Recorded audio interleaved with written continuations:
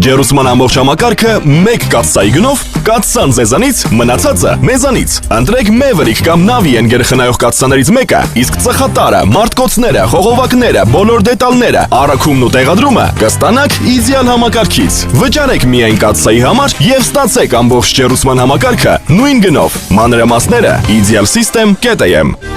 Իդեալ համակարգ 29 տարի դեպի կատարելություն։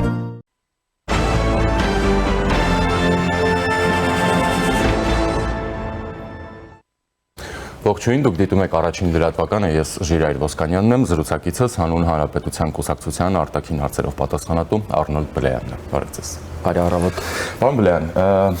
ներքաղաքական դաշտում հիմա շատ բուռն իրադարձություններ չկան, Սահմանադրական դատարանի որոշումից հետո կրքերը կարծես ավելի հանդարտվեցին, հետո հայտնի դարձավ, որ մանդատներ են վերցնելու խորհրդային անցած ընդդիմադիր ուժերը, որոնք երկար իրենց ասելով քննարկում էին եւ դա օրինակ ըստ ուժեղ Հայաստանի գաղտնի պլանի մաս էր կազմում, հետո գաղտնի պլանի մաս էր ըստ ուժեղ Հայաստանի Ալեն Սիմոնյանի հեռացումը, թե որքանով իրենք դրա հետ կապ ունեն, ես չգիտեմ, բայց այնուամենայնիվ Փաշինյանի հեռացման հարցը մնում է օրակարգում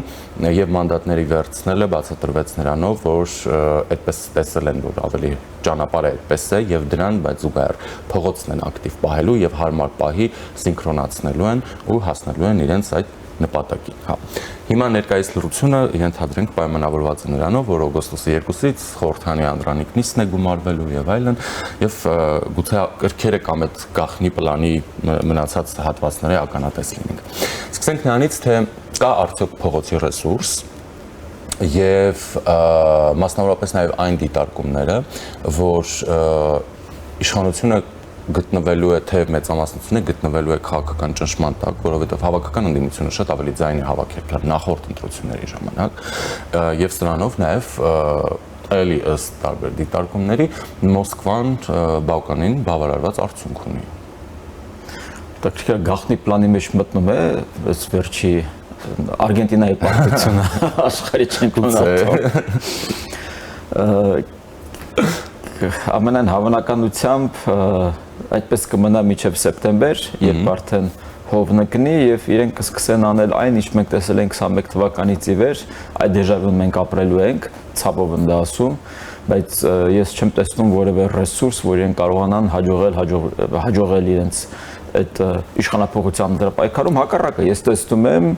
եւ հույս ունեմ, որ այն զարգացումները, որոնք սկիզբ են առել Հայաստանում հետընտրական process-ում, շրջանում, կբերեն նրան, որ որոշ կուսակցություններ կփակվեն, իրենց գործունեությունը կկասեցվի օրենքով, որը կբերի արտահերթ ընտրությունների։ Այսինքն խորհրդային անցածների մասն է խոսքը։ Այո, որտեղ ես չեմ պատկերացնում, թե ինչպես կարող է 2026 թվականի խորհրդարանը համարվել ազատ եւ արդար ընտրված, երբ այնտեղ ընտրակեղծարարությամբ առաջ եկած կուսակցություն կամ կուսակցություններ կան,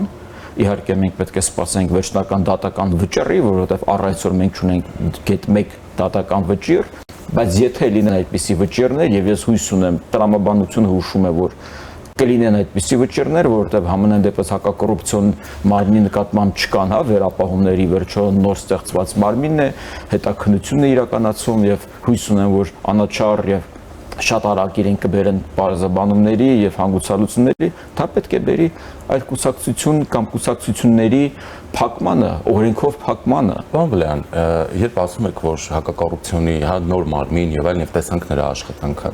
այստեղ ինչ որ վերապահումներ չկան, եւ տեղեկություն հաղորդեցին, որ 100-ից ավել մեղադրանքներ արդեն գնացել են դատարան, բայց նաեւ մենք առաջնորդվում ենք փորձով, չէ՞։ Այդ դատարանում մենք ինչ փորձեր ենք ունեցել։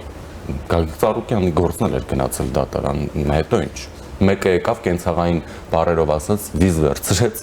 ու ամեն ինչ լավ է։ Ինչ ա եղել։ Եվ տևեց իդեպ 8 տարի, նշեմ։ Այս էլի կարևոր բան։ Նախաքննական մարմինը գուցե շատ լավ աշխատանք իրականացնի եւ գնա դատարան եւ այնտեղ հայտնվի պատի առաջ։ Տեսնենք ինչ կլինի, ի վերջո նաև չմոռանանք, որ բոլորին վերջերս մինչև ընտրությունները նույն Գագիկ Ծառուկյանը 2017 թվականին մեղադրված այդ ընտրակեղծիքի հիման վրա արդարացրել էր Այսինքն երբ իրեն մեղադրանք էր առաջադրվել, որ 2017 թվականի ընտրությունների ժամանակ ընտրակաշարք էր բաժանել, դատարանը իրեն անմեղ էր ճանաչել, արդարացրել էր։ Եվ դա նաև թեւութիկունք տվեց Գագիկ Ծառուկյանին եւ մնացածներին, որ ոնց թե նորմալ է 8 տարի անց հեղափոխությունից հետո փաստորեն կարելի է արդարանալ ընտրակաշարքի հիման վրա, ընդ որում մենք գիտենք, որ 2017 թվականին արդեն լավ էլ այնց քիչ թե շատ փոքրի շատ է ազատ ընտրություններ են եղել, բայց արդար չեն եղել, որտեղ ընտրակաշարքը եղել է։ Բայց լցոնումներ չեն եղել, հա, չգիտեմ, դեռ լույսի անջատումներ եւ այլն, որը որ սովորական պրակտիկա է եղել, չեն եղել, որովհետեւ արդեն նոր ստանդարտներ են անցել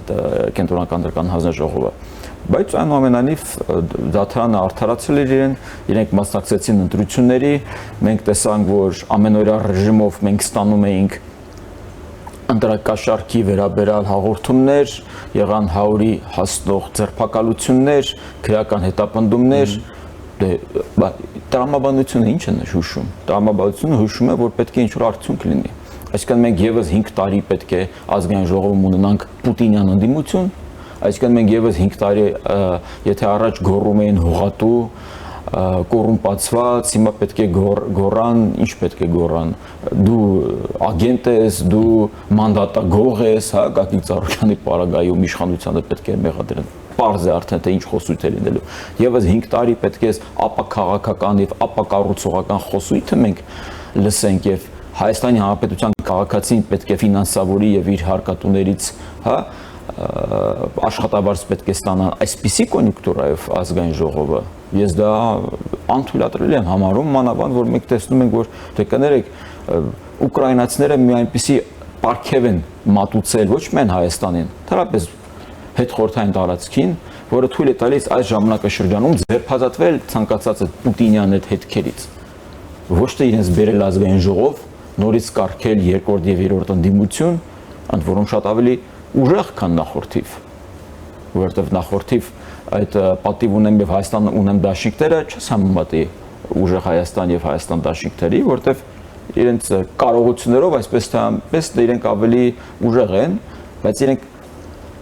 որակով ավելի վատ են, այն առումով, որ իրենք ավելի շատ վնաս կարող են տալ Հայաստանի Հանրապետությանը եւ իրենք ավելի սանձազերծ են լինելու, որովհետեւ 5 տարի շարունակ նախորդները ինչ ուզես արել են։ Դե հիմա իրենք էլ գնում են վաբանկ։ Սամվել Կարապետյանի բոլոր կարողությունները Ռուսաստանում գրավի տակ է դրված Պուտինի մոտ։ Մենք տեսանք թե Գագիկ Ծառուկյանը այդ ինչ պատահեց։ Երբ իր տղան, այսպես կարելի ասել, գերի էր ընկել, այսինքն ինքն էր գերի հանձնել Լուկաշենկոին։ Ըստ որոշ տեղեկությունների իրեն հետո տեղափոխեցին Ռուսաստան։ Այսինքն դա եղել է ճնշման գործիք, որ Ծառուկյանը մտնի քաղաքականություն։ Այո, Գագիկ Ծառուկյանը ինչին է պետք է քաղաքականությունը։ Ես չեմ հասկանում, իրենք պետք է դե օրինակ նպատակը ո՞րն է։ Ես չեմ պատմում, ես գրեթե վստահ եմ, որ Գագիկ Ծառուկյանը ստիպված է մասնակցել այս ընտրությունների։ Իսկ կոմիտես հիշում եմ նույն Գագիկ Ծառուկյանը ինչ այնց հոդաբաշխ հոդվածներ էր գրում ու ինքը չէր գրում, բայց իր անվան տակ հոդվածներ էին գրում, թե որքան վտանգավոր կլինի, եթե Հայաստանը դուրս գա ԵԱՏՄ-ից։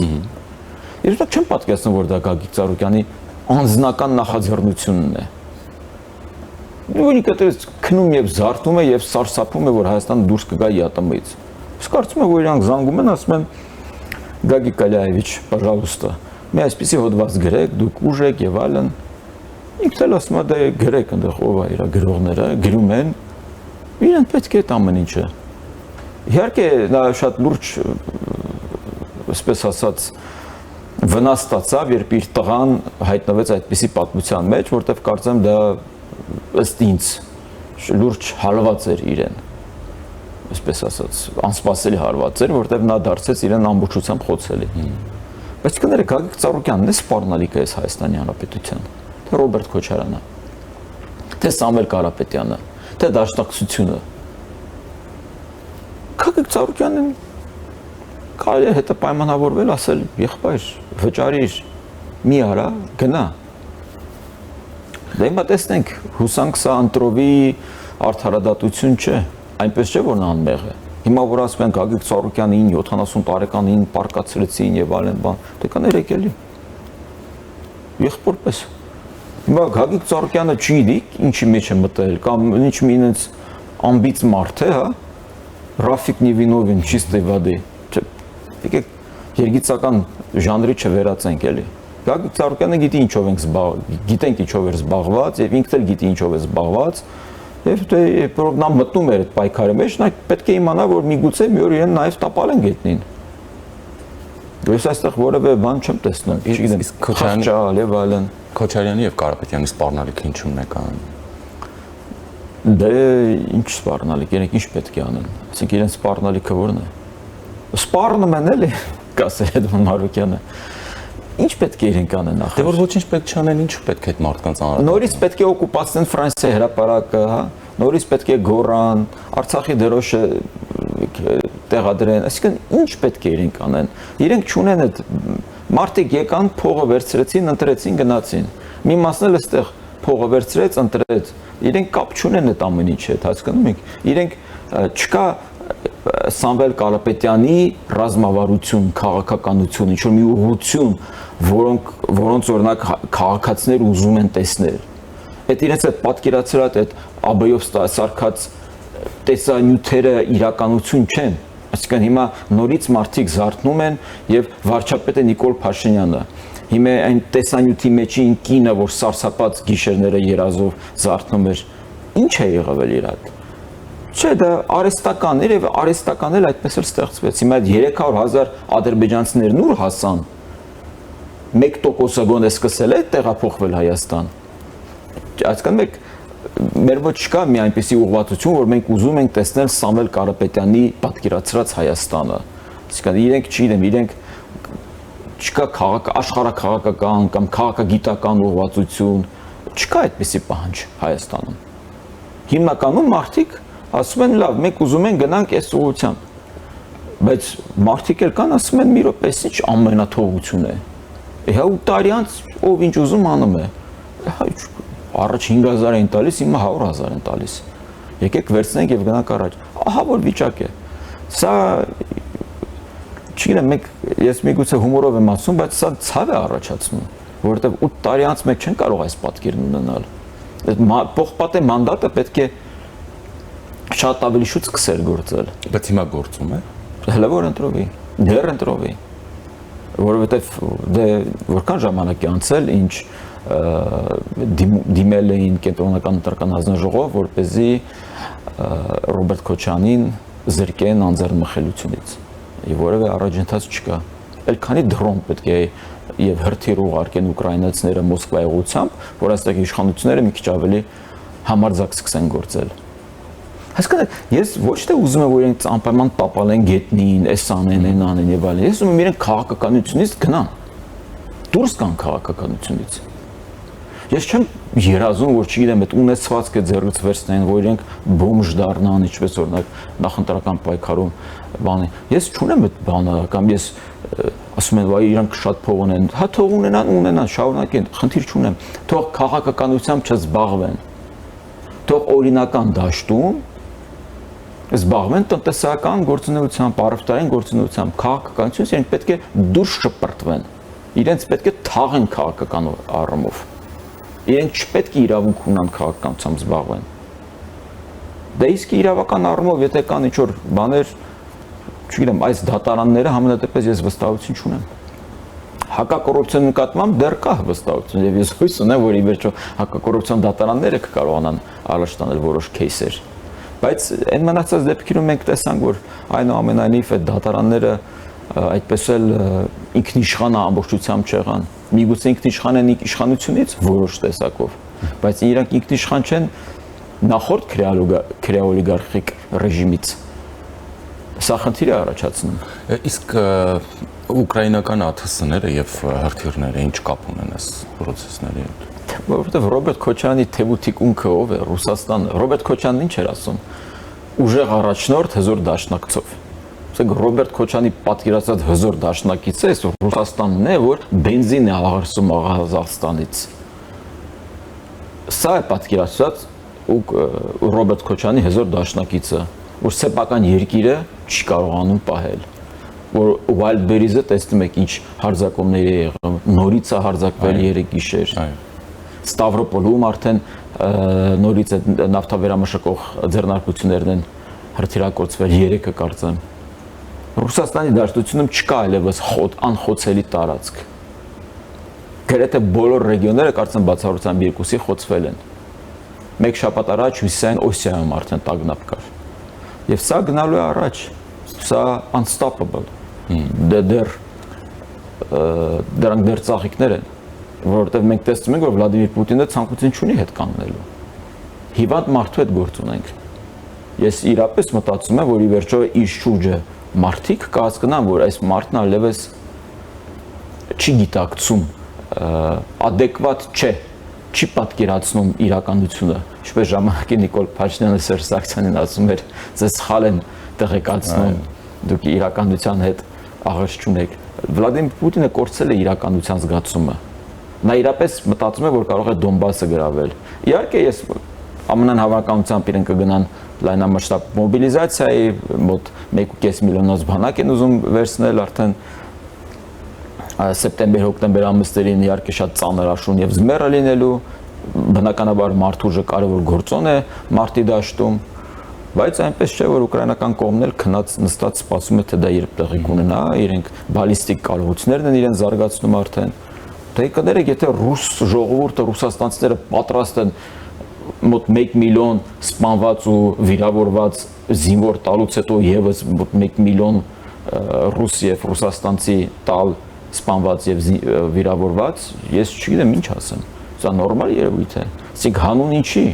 Լավ 2014 թվականին ով էր հարձակվել Ռուսաստանի վրա։ 2022 թվականին ով էր հարձակվել Ռուսաստանի վրա։ Հանուն ինչի են իրենք մահանում։ Հանուն ինչի են իրենք գնում դառնում սաղացու։ Հանուն ինչի են իրենք հարձակվել Ուկրաինայի վրա, սպանում ուկրաինացիներին։ Այդ անմեղ մարդկանց, սովորական քաղաքացիներին, ովքեր զարթնում են եւ չկան։ Նպատակը ո՞րն է։ Ռուսները չպետք է իրենց երկրի ղեկավարին ասեն։ Ով էր բան ասում Ռուսաստանին։ ՆԱՏՕ-ն մոտենում է սահմանների, մոտեցավ Ֆինլանդիան ու Շվեդիան էլ դարձան ՆԱՏՕ-ի անդամ, հետո ՆԱՏՕ-ն հարձակվեց ձեր երկրի վրա։ Բայց մեկ ՆԱՏՕ-ն ամեն ինչ անում է, որ հարձակվի, բայց ինչ չի հարձակվում միջև այսօր։ Քանի անգամ դուք էլ ոնց որ, այսպես ասած, կազուս բելիս եք տվել, հա։ Չոր դրոններ են անցնել Լատվիայի ուղղությամբ եւ այլն, Բալթիկ երկրներում Լեհաստան են մտել։ Դե ունեն չէ պատրվակ դե արդեն հարձակվելու ձերվա ինչ չեն հարձակվում։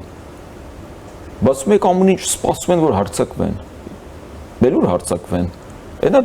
Ռուսաստանը այսքան էլ ինչ հարձակվեն, այնա վարիա տալիս Վլադիմիր Պուտինն իր ձեռքով այդ երկիրը։ Հարձակվելու իմաստ էլ չկա։ Դե այդ տամուբանությամբ պետք է Ռուսաստանը հարձակվեր Շվեդիայի, Ֆինլանդիայի վրա, չէ՞։ Բայց ինչ երբ որ սկսեցին ՆԱՏՕ-ին անդամակցման գործընթացը, դե Ուկրաինային դրա մեջ էին մեղադրում եւ կներեք Ֆինլանդիան սահմանակից է, բայց Սանկտ Պետերբուրգը վտանգված չէ։ Վերանք չեն մտածում կարող է Ֆինլանդիան հետ վերցնի Սանկտ Պետերբուրգը։ Կամ օրինակ չեն մտածում որ Կալինինգրադը կարող է հետ վերցնեն, Քենիգսբերգ դառնա։ Դե թող պրևենտիվ հարվածներ տան, որ Կալինինգրադն ամբողջությամբ շրջապատված է ՆԱՏՕ զորքերով։ Լավ էլի։ Ես ուղղակի զարմանում եմ, որ այդ մարդիկ Ռուսաստանում ապրում են ու հավատում են այդ ամեն ինչ։ Ցայր։ Ես խղճում եմ այդ մարդկանց։ Որովհետև իրենք առողջ չեն էլի, առողջ մարդը չկար այդ ամեն ինչը արդարացնի, ասի նորմալ է։ Պիրիբիոմիս է իրենք ասում են։ Ռուսաստանի շուրջ ստեղծված այդ իրավիճակը, որքանով է Երևանը կարողանում հնարավորինս օգտագործել, հա, ես դե նկատի ունեմ, այսինքն մենք չենք կարող չնշել, որ հարաբերությունների էական զարգացում է տեղի ունենում տարբեր երկրների, այդ թվում եւ օրինակ Եվրոպական միության, որպես տնտեսական կառույցի հետ, Միացյալ Նահանգների հետ, հա, եւ այլ ուղղություններով։ Հայաստանը կարողանում է մաքսիմումը քամել այս իրավիճակից։ Մենք մի քանի թելով կապված էինք եւ ենք Ռուսաստանի հետ, մեկը դա անվտանգային բաղադրիչներ, երկար ժամանակ Ռուսաստանն օգտագործում էր Բաքվին որպես բուտգործիկ մեր գլխի հարվածելու համար, Միացյալ Նահանգների միջամտությամբ եւ անձամբ Դոնալդ Թրամփի, հա, միջամտությամբ մենք կարողացանք Իլհամ Ալիևին բերել կառուցողական դաշտ, առ այսօր դեռ նա շարունակում է այդ դաշտում աշխատել, ես կարծում եմ նա կշարունակի լինել կառուցողական, քանի դեռ Ռուսաստանն այս անմխիթար վիճակում է եւ մենք տեսնում ենք թե ինչպես է Իլհամ Ալիևը ծաղրում արդեն Ռուսաստանին massայաբար մյուսը դա առևտրային եւ տնտեսական կախվածություններ կամ կապվածություններ Ռուսաստանի հետ եւ այն սպառնալիքը, որ մեզ կհանեն ԵԱՏՄ-ից, դե կներեք փաստորեն մենք մասնակիորեն մեր մասնակցությունը ԵԱՏՄ-ում սառեցված է Ռուսաստանի կողմից եւ մենք տեսնում ենք, որ աշխարհը կանգ չի առել, հնայև վրա դա ունեցել է 1.3% մոտավորապես ազդեցություն այդ իրենց սահմանափակումները կամ պատժամիջոցները, ինչպես ոմանք ասում են, բան տեղի չունեցավ։ Այսինքն հիմա մյուսը որն էր, գազն էր, որ գազ էս կանենք, այն կանենք։ Դա ամեն ինչի դեմ էլ մենք կարող ենք պատասխան տալ։ Այսինքն գազի պարագայում էլ մենք կարող ենք այլընտրանքներ գտնել եւ այդ այլընտրանքը կարող է լինել թե Իրանը, թե Թուրքմենստանը, թե Ադրբեջանը, թե նույնիսկ Վրաստանն ու Թուրքիան։